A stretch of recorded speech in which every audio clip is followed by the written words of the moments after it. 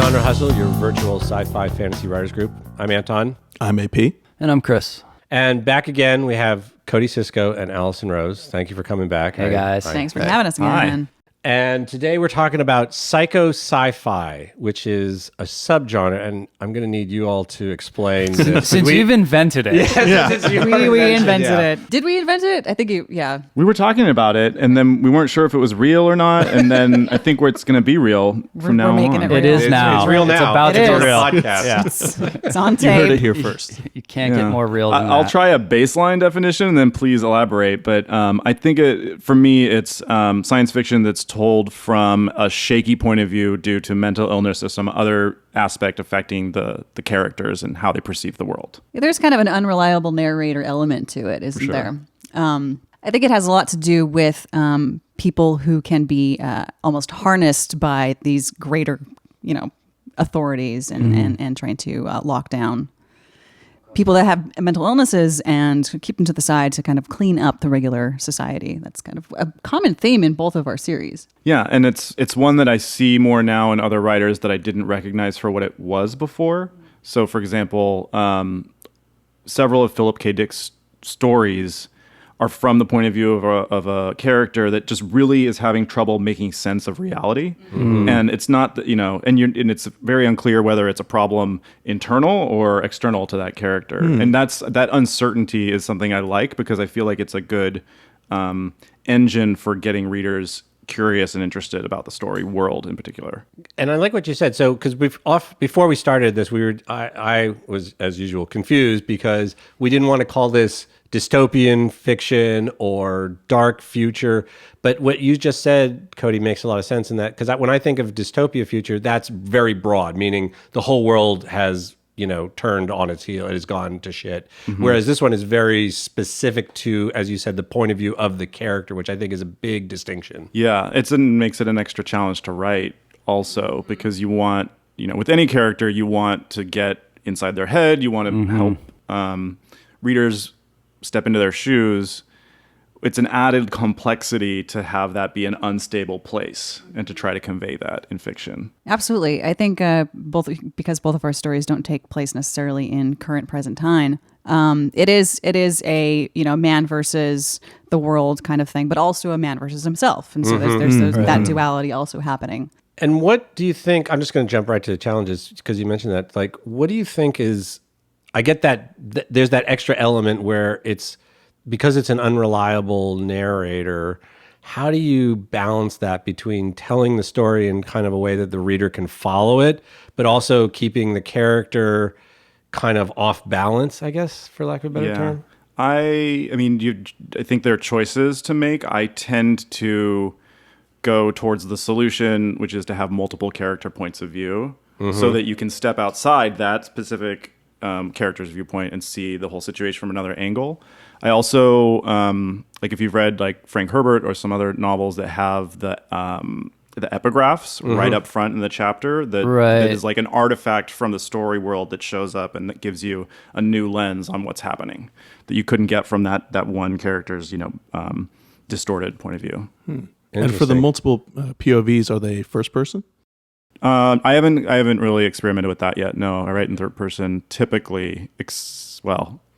My novels are written in third person, but my short stories tend to be more first person for whatever reason. That's pretty common. For me, it's much more internalized. I write all of my, at least my book series, the Tick series is first person, and it's very much internalized. So I tend to filter everything through my main character's point of view, which I enjoy because, as an individual, you are not always going to be so aware of everything that's happening around. So everything that my character knows as what's happening in the world is only from her perspective. And it's like a peppering of information that comes to her from the outside world. So it's very much, she is dealing with whatever internalized darkness or whatever she's dealing with, and then there's this extra outside influence that just keeps badgering her from the outside. Yeah, and I think, we share a sci-fi brain in many ways. One of the ways is that both of our novels are set in places where lies and how a character finds out about them and grapples with them, what to do about them. That's a key part of the story. So you're talking about challenges of writing this, because obviously I am writing my series very much filtered through my main character. So I have to be very well aware of what is happening externally. So I'm basically writing two different paralleling storylines, because I have to know. You have to know what's happening in the story, but then your main character is experiencing it, Yes. and she may not be reliable, or she may be Exactly. not seeing it for what it really is. Yeah, right. So I have to know the grander scope of things, but then you just go very much internalized and try and write it from her perspective. And I try to write it from as best a perspective that I know. I'm not writing this character as somebody who's somebody that's not anybody that I have ever known, or it's very personal to me too. So yeah, well, and it's first person, so it's in the moment, in their mind. I mean, that's very what's the word I want to say? It's very impactful, because you're always in the action, you're always in the moment. Yeah. Cool. Well, so Allison, why don't you give us a quick little synopsis of your series in the book, and then maybe we'll have you read a short passage so the readers can get a sense of it, what it's like. The series, it's a 3-part series called the Tick series. The first book is just called Tick, T-I-C-K. The second book is called Device. Third book, forthcoming soon, hopefully, is going to be called Mark. And the title Tick comes from the phrase, what makes a person tick? And it takes place in near future Los Angeles, actually. I would say like 50, 75 years in the future. So there's a lot of cross parallels from what is today Los Angeles, and then what it could be imagined in the near future. And it centers around a 17-year-old girl named Jo Bristol, who wants to be a fine art painter, but she's living in the future, which is very much digitalized. Anything, artistry, there's no real place for a fine art painter. So she's very much challenged, trying to find her place in the world, trying to find a place for her expression, her artistic expression. And she's also living in this society where it's kind of an Orwellian sort of situation, where there's a lot of fear of cyber terrorism. There's this grand company that promotes their security of, personal security and taking out the cyber terrorists. And so one of the things that they do in this future societies, they will pluck out people from society that they suspect will be potential cyber terrorists or any way harmful to the society, send them to what they call the brain adjusters, splice them up. That doesn't sound ominous. Nope. Who doesn't want to go to the brain adjuster? Brain adjusters. Just an adjustment.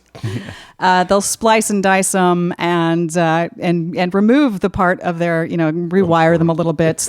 Remove that creepy. part, Yeah. shove them back into society. So And they're fine. Yeah, they're fine. They're very happy after that. So my main character, Jo, has a very big fear of that happening to her. And the reason why is when her tick is when she becomes stressed or feels threatened, she falls into a vision of killing this person.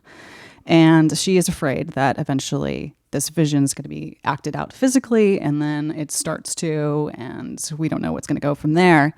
And so she is afraid of being spliced and diced, because what will happen to her artistic ability at that point. Cool. Do you wanna read us a little passage? Sure. So this is a chapter, or part of the first chapter. I'm just going to jump right into it here. All at once, my body turns into stone, as though Jake is Medusa, snake hair and all. Mr. Torres is stuck in his position in the hallway, watching as Jake drags me down the stairs, straight into my impending doom. I can see the concern in Mr. Torres's eyes, and even though I doubt he has any thought that I am a cyber terrorist, he must know that these new scanners are bad news. And if he thinks they're bad news, then they are the worst. And if he thinks they're bad news, then they are the worst news for me. Because for as long as I can remember, I have feared the day when the brain scanners discover my tick. I have been through many brain scans in my 16 years of life. In the PED program, they're simply part of the curriculum, but those scanners are basic, aimed at the outer regions of the prefrontal cortex to evaluate a student's learning capacity. But an anti-cyber terrorism agency scanner is another beast entirely. These scanners are meant to peer into every neuron, every signal pathway, every cell of tissue to find a glitch in the hardware. To ACTA, If you have an abnormality in your brain, you have the capacity to be a threat to national security. I don't call it an abnormality. I call it a tic. I don't remember when I started using the term, probably back in elementary prep when my teacher's husband left her in the middle of the night, and the next day she sold her house, shaved her head, and became an interpretive dance performer on the Venice Beach boardwalk. One of the parents said, "Sometimes all you need is a single moment in time to learn what really makes a person tick." And the term just kind of stuck in my mind. I wish my tic were something harmless, like having the need to be a free bird and never stay in one place for too long. I wish I were driven by money or motivated by fear, or that I straddled the edge of insanity right at that place where it meets genius. But I don't have a normal tic. I have visions of killing people. I know it's not normal to think about killing people, and I do a pretty damn good job convincing people I'm perfectly fine. After all these years of brain scans, no one has discovered the darkness in my mind. I've had these visions for as long as I could remember, and never has anyone been any wiser to it. And I made certain of it because I have always feared what they'd do to me if they were to discover it. They'd scramble my neurons, pick apart my brain to fix me of my abnormality, and release me as a splintered version of my former self.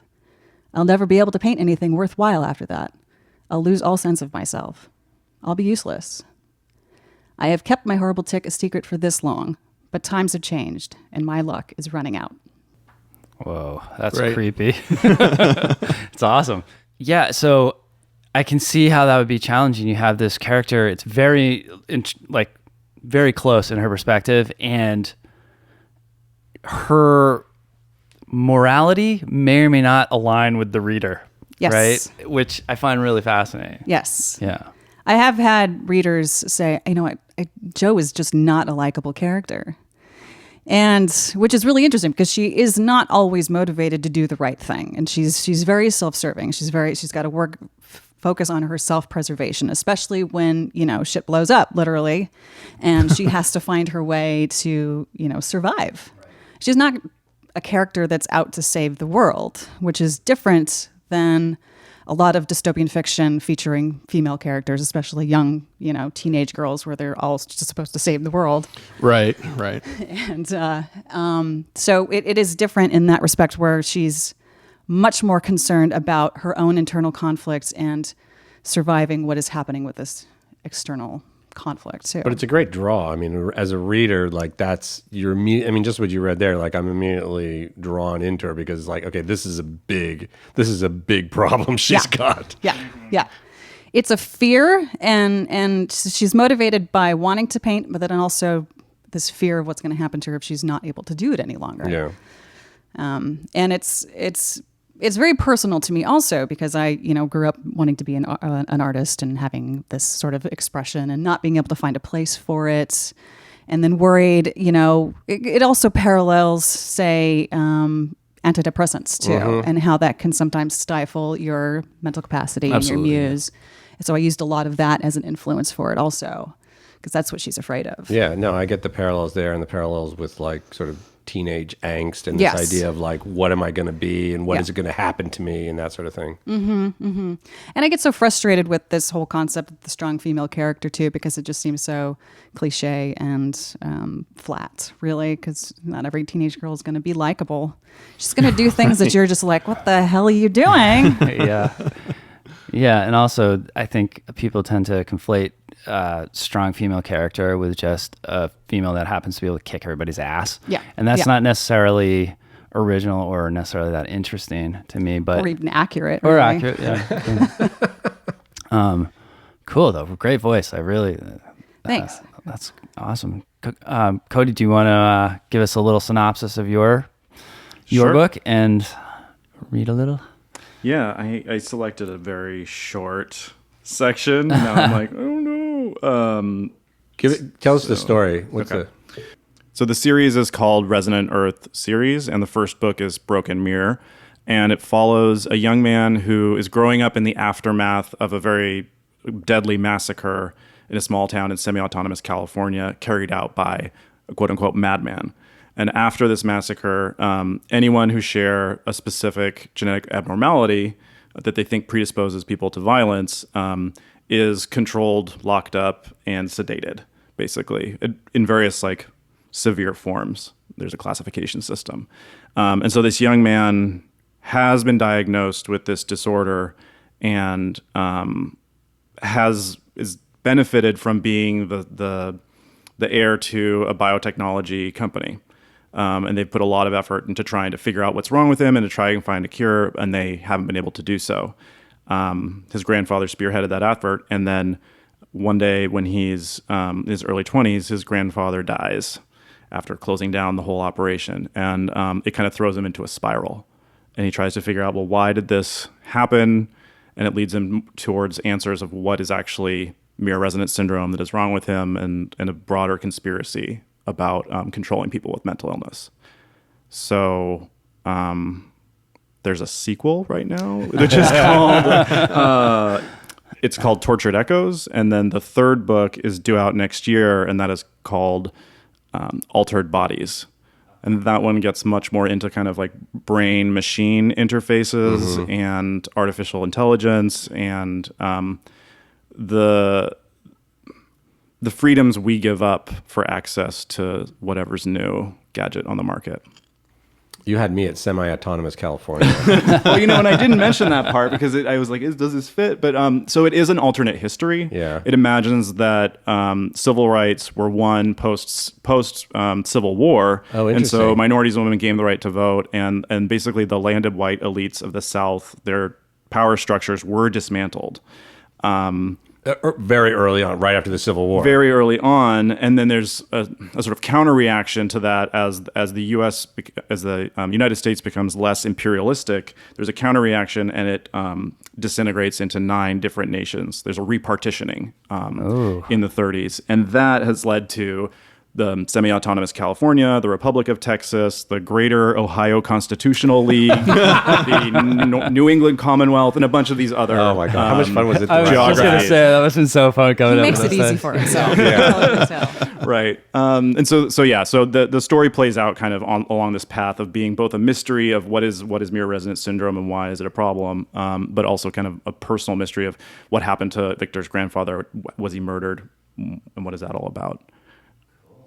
So I can read a very short passage. This is from chapter 2 of Broken Mirror, and it's a flashback. Victor Eastmore has gotten into a fight at school.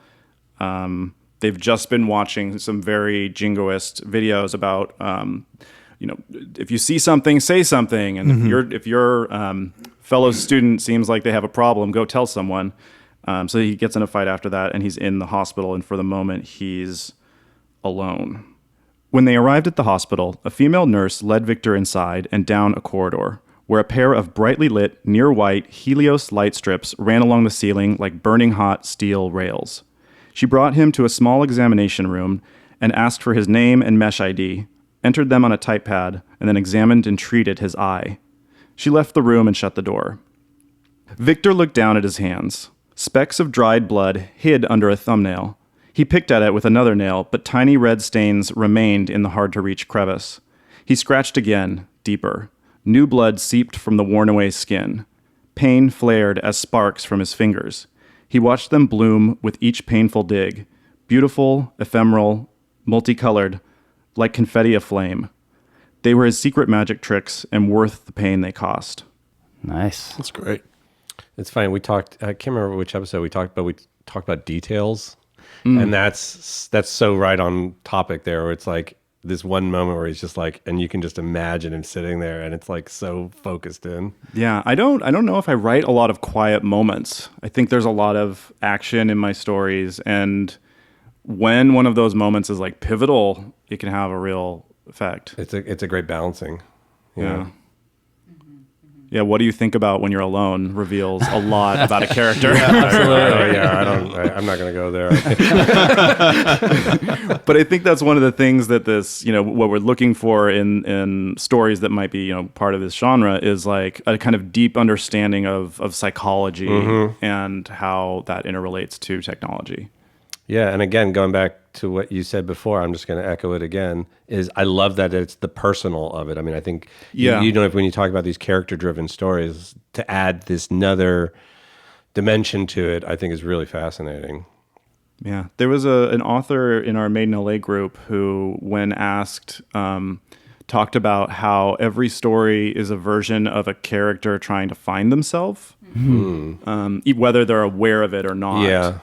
And that I'm like, oh, I wish I'd heard that like 5 years ago. I might have understand what I was doing a little bit better. I've heard of the hero's journey, but now you're putting it in terms I understand.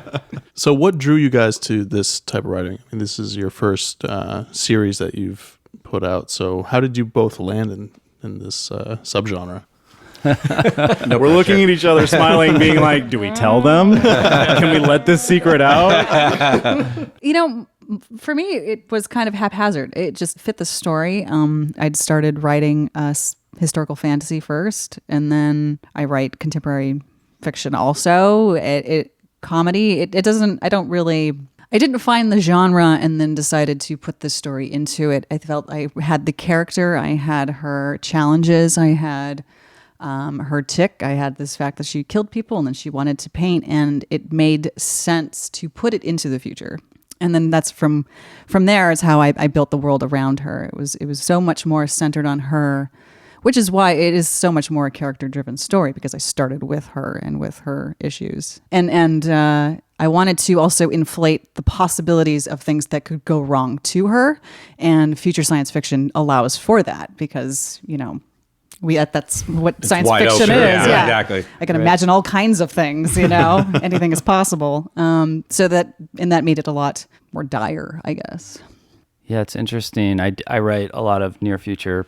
That's kind of what I do as well. And I struggle with trying to figure out how much of that extrapolation I need to put into the text and how much to leave to the reader to just kind of make up for themselves. Like you can very easily doing this type of stuff fall into info dumping chapters of like, oh yeah, this is how it all works, and right. I need to explain this to you when you really don't necessarily, especially if it's strongly about a character's journey rather than some big idea. Well, and especially in first person too, because Unless that person is stopping and thinking, well, when they invented the hover car, right. Oh God. No, but even when you're in third person like yours, Cody, I mean, you don't want to spend time info dumping a bunch of stuff that doesn't really serve what's happening with that one character. It seems like in sci-fi, it's really more about the psychology and the character, and everything else is just kind of nice window dressing. Yeah, I guess it's a constraint about where we allow the story to go, and these ones that we've written thus far have tended to be fairly closely linked to their interior state of consciousness. Mine was fun because I like I said, it's near future Los Angeles, so it is. I tried not to imagine LA being so vastly different. So you still have gas-driven cars called gassers because they're now kind of ancient in that time, but they're still there. And then you have the automatic highways with self-driven cars and spy drones following everybody around. So it's not so drastically different, but it's enough that you're like, okay, well, that's probably where right. The 405 still sucks. Yeah. But now it's all automated. So you just sleep in your car and just drive along. And your commute's now 4 hours. Exactly. But you sleep through half of it. So you sleep through half of it. Get some work done on the way.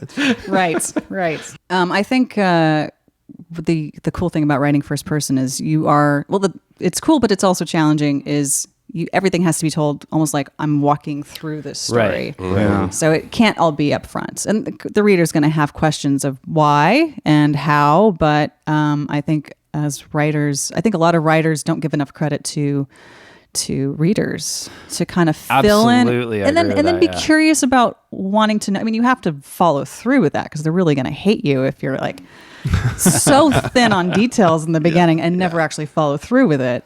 But if they get comfortable with the idea that you are slowly doling out this information over the course of the story, whenever the character comes across it, then you are really building it. You have to know when to give them the information, but it's also, we call that the promise. Like, is there something there that's going to keep me as a reader keep going because you're going to fulfill some sort of promise that you made to me early on. Right. And do you find it's especially tough with an unreliable narrator because you have to hold back even more? Or even give inaccurate information at times, and then and then but when the inaccuracy comes to light, or that character learns a new truth, I mean, it's very touchy. How do you make sure that that's communicated to the reader, that they went through that same transformation of their understanding of the story without feeling like you tricked them or cheated them, Yeah. Right. but that they're Yeah. coming to it on their own because they're with this character in this journey. It's fun. That's like advanced. Yeah, when you do, when you do that's pretty good. amazing. Yeah. I love reading that kind of stuff. Yeah, and I've definitely read some books where I was irate at the end of the book, where I was like, "Are you kidding me?"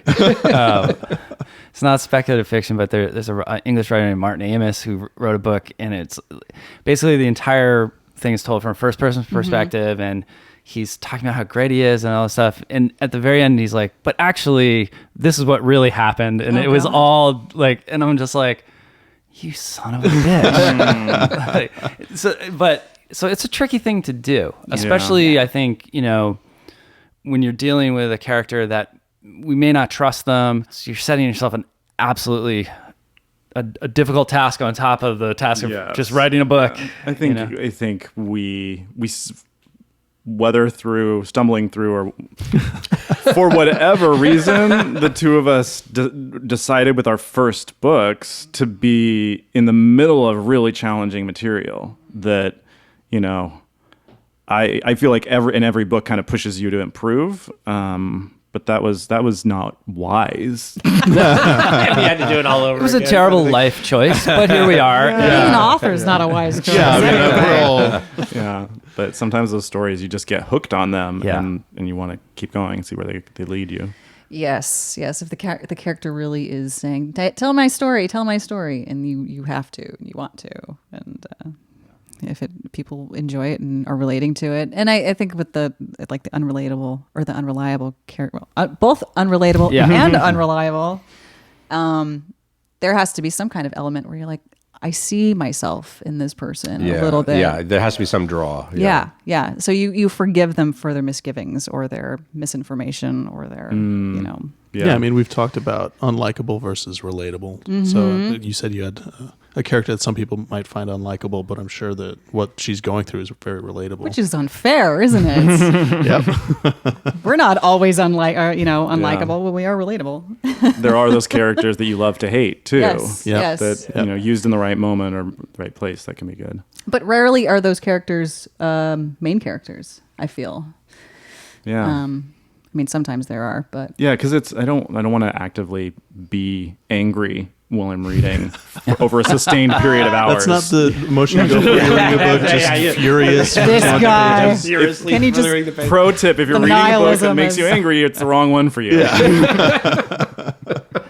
So you guys have 2 of your 3-book series out. What are your future plans for the series?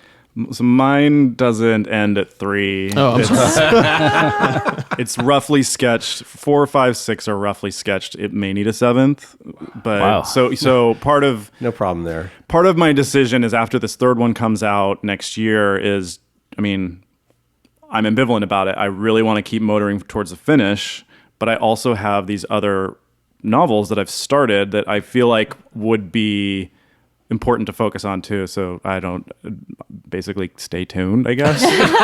Yep. But that's where my sounds mind about is right. now. That's the Yeah. question on my mind. And your 3rd is in progress, right, Allison? yeah, there's a rough sketch. Yes, yes. Third book of the Tick series. So I just barely finished releasing Vice this year. Yeah. was this year. It made it to the Festival of Books. That's right, it did. It was amazingly enough. But yeah, so it's coming. But same as with Cody, I have other projects that I'm always working on, peripherally, Sure. and it's tough.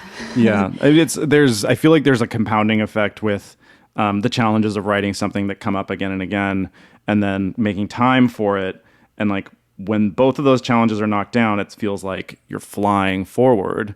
But when both of those happen at once, you're just stuck, and there's no way to get out of it.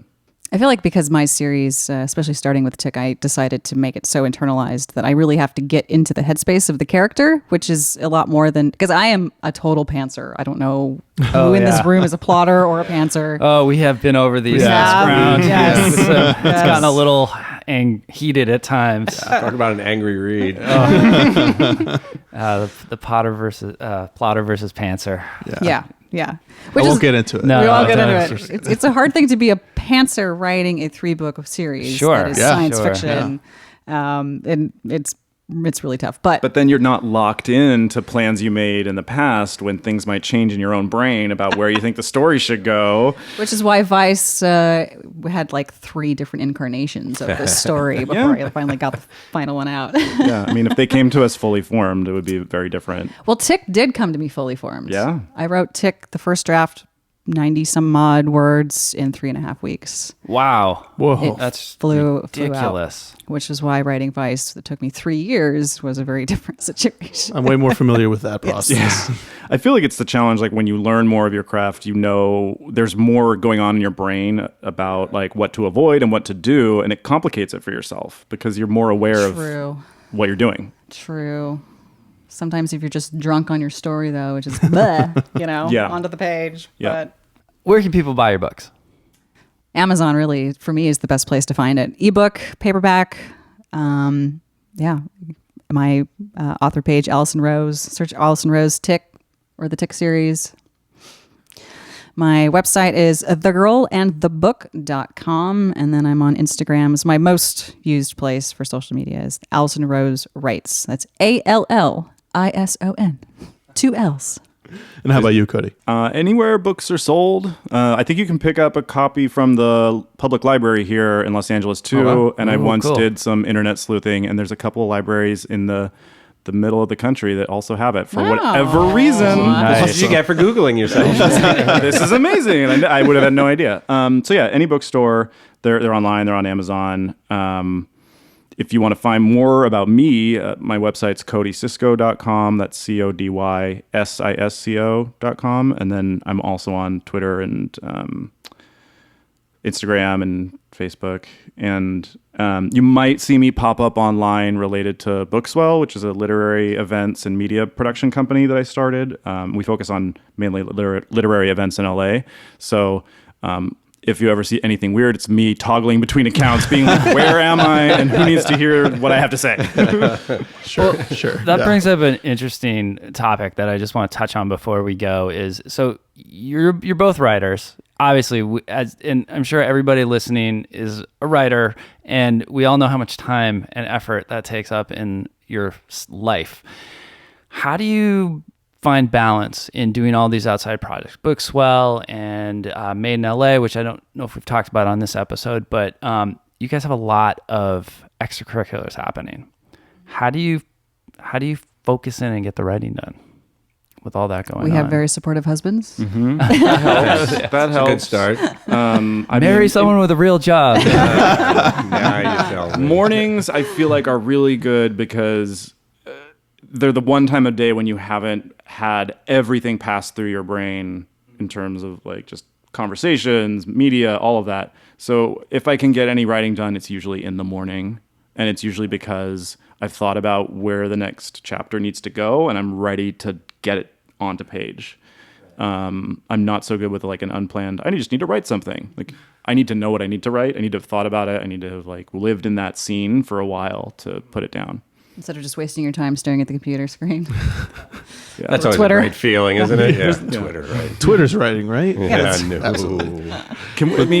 I do find it really fascinating, though, the writing community on Twitter. It takes so many forms. There's like people who use it. They're like, I'm just going to inflame everything, but that keeps me in the light. And then there's, the super supportive, like just like and re-like and all of that. And I just feel like, we're not talking about writing, though. Yeah. The follow talking trains, about- the like, hey, Yeah. cupcakes or muffins. So, Yeah. so I try when I'm on to be about like something that's going to happen or like something that I care about a lot.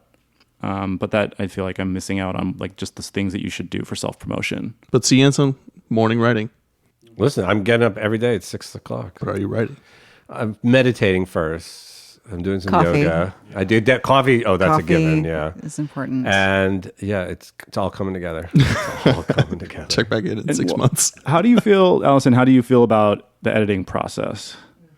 In general, Yeah, because like, do you enjoy more getting the story down as the first act of creation, or do you enjoy more the like fixing it up and making it better and making it like, solid? I don't enjoy either of those. Enjoy is not the right Change word my there. vocabulary. Yeah. It depends. It really depends. Like I said, writing Tick was it just happened and it just came out. Didn't really have to think too much about it. The editing process for that book took about 8 months because that was the point when people said, make it a series, don't leave it a standalone. So I had to do a lot of readjusting with story. But I think what's really fun about editing, I don't really call it editing because it's really rewriting. Yes, absolutely. And you there are moments you get to the end of the book and you're like, oh my God, it all fits together. So then it's a patchwork process of trying to reconnect all these loose ends. Yeah. And it's excruciating, but you get better at it. I found that I've gotten better at it over the years, a lot quicker at, even just getting to some point in the story and going, oh, I need to go back to this point because this is where this is going to work better. And so I'm a lot more skilled at it, I think, than I was, because it's when you're first starting, it's really hard. How about you? I'm not your sure favorite? it gets easier, but I think maybe the challenges change. I like the part in the process where I finally am bringing it out and getting feedback on it. I usually wait a while before that happens until I feel comfortable with it. But at that point, because you never know how any individual reader is going to react to what you wrote. So, and sometimes they pick up on things that I was like, well, I thought that was deeply buried, but maybe it's too much on the nose and I need to dial it down. So I like that part of it. Or the parts that they're like, this is terrible, and you're like, oh, but I thought you were just gonna pass over that. Yeah, and then that gives you it gives you permission to just delete that scene, and you're like, okay, well now it's better. I just couldn't bring myself to do it. It's once it's confirmed, yeah. Yeah, and a lot of times, it's a confirmation of a sneaking suspicion you wouldn't admit to yourself in the first place. Yeah. And you're like, okay, now that it's out there, Right. 3 of the 4 readers have come back and said it, and you're like, okay, it's there it is. It's almost nice when that aligns because you're like, okay, so I at least knew what was going on here. And it's like training you on how to do the process for yourself. Sure. Yeah. Yeah. Like, oh, I'm having this feeling. I know what that is. That's me resisting taking out something that shouldn't be there. Yeah. Following your instincts. Yeah. Mm-hmm. You got to learn that. It's tough. It doesn't just show up. Yeah. Well, it's listening to it and then actually knowing how to use it. Because you'll know, we've all been so influenced by stories in general. So we know when something doesn't work. We'll watch a movie and be like, that was terrible. Right, yeah. You don't really always know why, but the more you listen to it, the more you act on it, then you're like, this is what would actually make that better. And so that's the skill, I think, because as far as writing enough times and rewriting, and you learn how to actually act on that. So when you're in the process of writing this third book, is there anything about what we talked about with like Sci-Fi that you're going to do differently? Oof, that is a good question. Cody, I think he's trying to get me to think about it. Yeah. So Well, I'm actually looking for some advice for my third book so that I don't have to think about it myself. Yes. The second book, so the first book does focus much on Jo's, concern about this, her brain being scrambled, and in the second book, you actually see a lot more people who have had this procedure done to them and how that affects them. And so, in the third book, I really want to try and better integrate the people that had this done to them and are trying to reestablish parts of themselves that they felt were lost and kind of almost reignite those neurons in their brains and that interest, creativity and things. Mm-hmm. But beyond that, I don't really know where I'm going with it. She's Stay pantsing tuned. it as we speak. She admitted to it. It's happening right now. So that was the episode. This has been The Genre Hustle. Bye. Thank you for listening to The Genre Hustle. You can find us on our website, www.genrehustle.com, on Twitter @genrehustle, or on Instagram @genrehustle. Our podcast is available on all major streaming platforms, including YouTube. Be sure to like, subscribe, and send any feedback or suggestions our way. See you next time.